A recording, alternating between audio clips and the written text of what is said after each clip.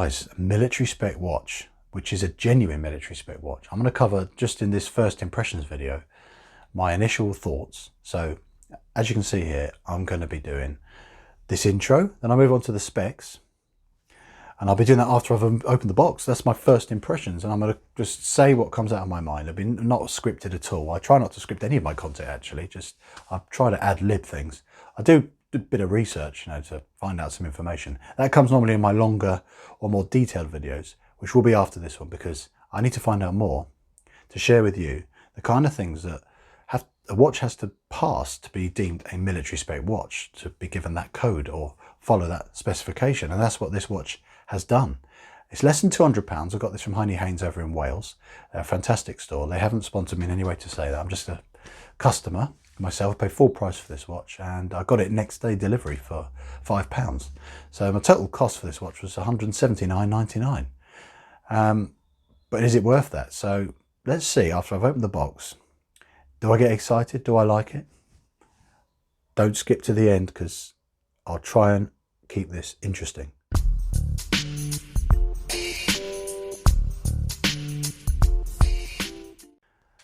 So this is going to be my genuine first impressions of this watch. So this came from Heine Haynes over in Wales. I got it the next day for £5 extra delivery. I paid a bit more because I'm impatient. I wanted it so quick. So £179.99, this genuine military spec watch. And see that MIL W46374G, that is the code for the fact it is a military spec watch, and you've got different classes within that. I will discuss the type 1 and the classes, etc. What watches effectively are given their types and classes. It's down to durability and movement and things like that, water resistance, etc. Because some watches are higher grade and higher class. So I bought this because I wanted to see what a genuine Swiss-made mil spec watch for less than £200, which isn't one of these beauties, what it's really like. So without further ado, let's open it up and check it out. So it's obviously a small watch, because look how small the box it came in for being posted was literally about, well, it's off screen, it would have been as bigger than this notepad. It was huge. I was like, where is it? Where's my watch? The box weighed nothing. I'm feeling this watch is going to be extraordinarily light. So here we go, let's check it out. What do we get first? Oh, the enclosed watch is being delivered to you in authentic US military packaging. That's what this is. That's cool. According to the mil spec code, which is that one there.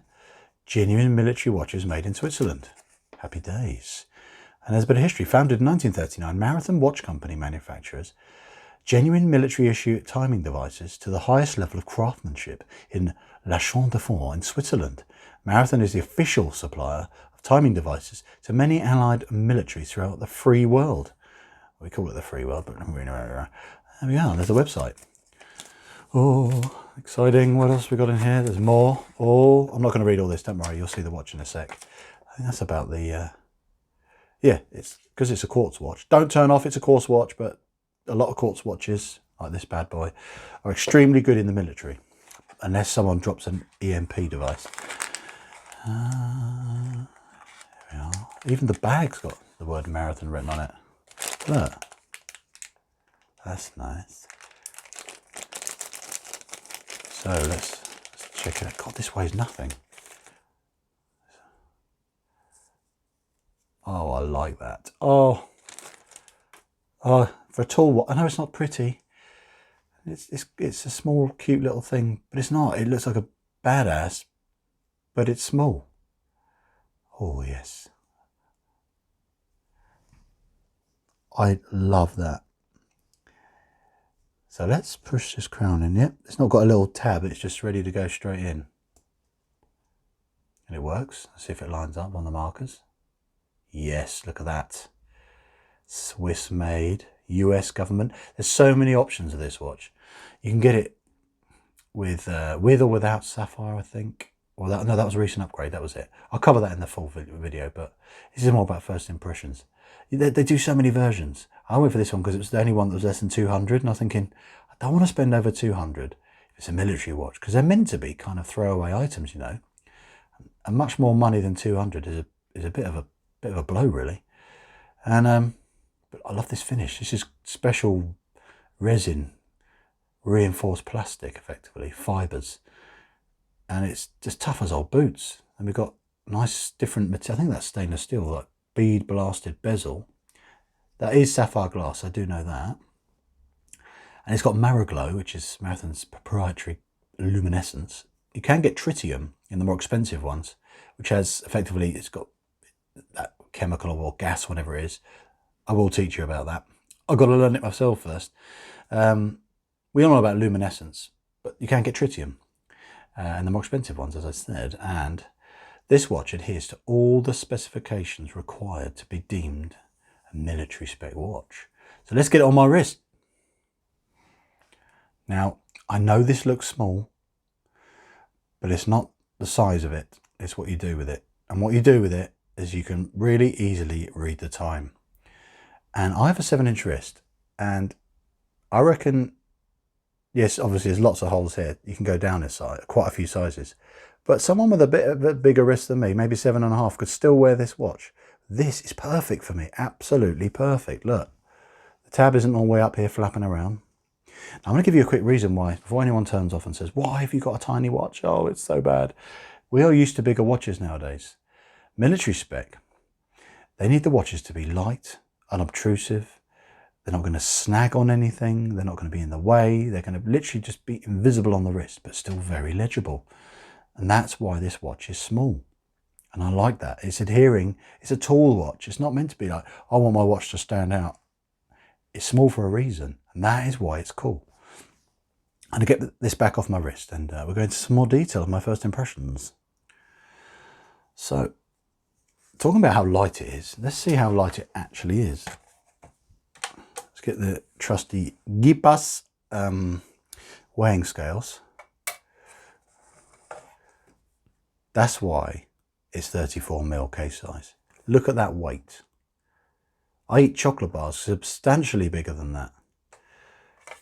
And to draw a comparison, because I've just reviewed it, this 187. If you wore this all day on your wrist, running around the fields and in warfare, you wouldn't be able to lift your gun. You wouldn't even know it's on your wrist, this thing.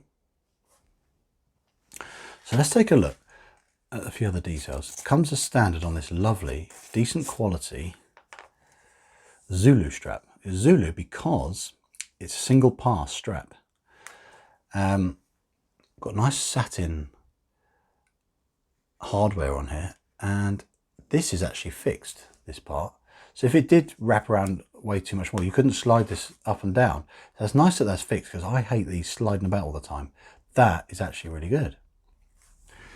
Now, whilst this is off, I'm going to show you these spring bars are really cool. It's only 16mm. Actually, while I'm here, I was going to show you the dimensions. The lug width, look at that, 15.5. You probably squeeze a 16mm on there. But you wouldn't need to change this strap. This is lovely. And I think you can buy some different ones from Marathon anyway, if you wanted to change it out. But what is cool is, check this out on the back. It's all the codes and the specification. It's just really nicely done. You've got a tiny bit of polishing there just to add a little bit of detail or a bit of interest. You can pop the back off, but you don't need to. So to keep the water resistant integrity, which, to be fair, this doesn't have on paper amazing water resistance. It's about 30 meters, but it's passed all the rigorous testing. It must not let water in with extreme sweating and perspiration, or being submersed in the shallow water for hours on end. Passed all that. This bit, never done this, don't want to break it.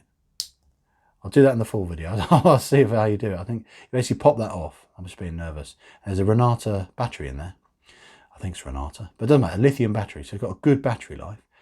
And then something so quick and easy you can just change, which is what you want, practicality and reliability. So you've got the Swiss movement in there, Swiss quartz, and that's going to give you the reliability and accuracy you need. Just chuck it in a drawer. If you don't wear it for a while, just slap it back on again and off you go.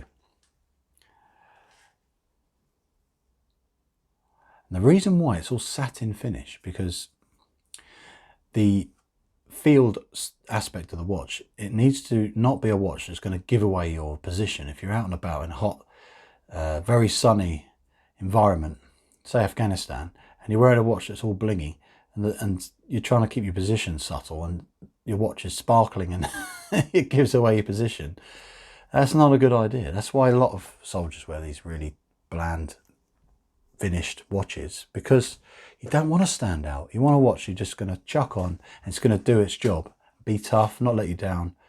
And that's why I love the tall watches, because it's doing a job according to a really long list of specifications. And that is partly what a watch is, really, isn't it? It's a tool. Tells the time. But what's cool about this one? Oh, these are fixed, by the way. You can't change these out. And I like that as well, because they don't want those breaking, so they just build it into the watch. But if it does ever break, I'm sure that's something you could really get these out and have it repaired. And one of the specifications which I do remember is the reason why they make these watches as easy as possible to work on is because if you're in the field, there'll be someone there who knows a bit about these watches, might have a few spares. Back in the day, they used to have someone who could do all these bits for you. They want something that's quick and easy to service, change out, change a strap, change a battery, replace something. Not as crucial now, of course, but that design aspect has still been considered. Now let's check the lumen on this. Actually, I'm really interested to see about this Mariglow. See if it's any good. One sec. It's really good. I gave it a quick charge with my UV torch to charge up this lume. It's fantastic. It really is. Look at that. Like a torch. And it has to, one of the specifications, it has to, once charged, be legible in total darkness for 8 hours. So it has to have good lume. And if it didn't, it wouldn't satisfy the job of being a tall watch. And it would be a bit of an epic fail if one of its jobs was just rubbish. So let's give you the actual case size. I know I mentioned it earlier, it is 34, but just to show you, I'm being a bit spastic. There we are. 34, bang on. It's quite chunky, excluding the NATO that's in the way, or the Zulu in the way.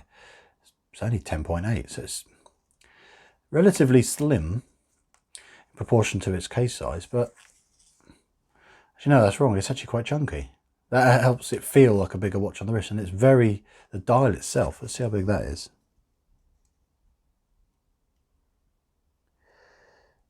The dial's near as damn it 28, and for reference, that's give or take a point of half of a millimeter, the size of the dials you get on most of these Submariner, Seiko homages. It's effectively the standard size you get on so many watches, but it doesn't add any extra bulk around that. So this watch is just nearly all dial, which is why, even though it's a small watch, it wears a little bit bigger because of that nice big clear dial.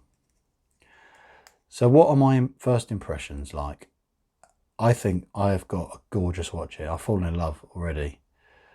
It is so nice. If you're into tall watches, this is awesome. I love the fact this has had to adhere to a long list of requirements to be deemed worthy of having that US government military issue, all that stuff.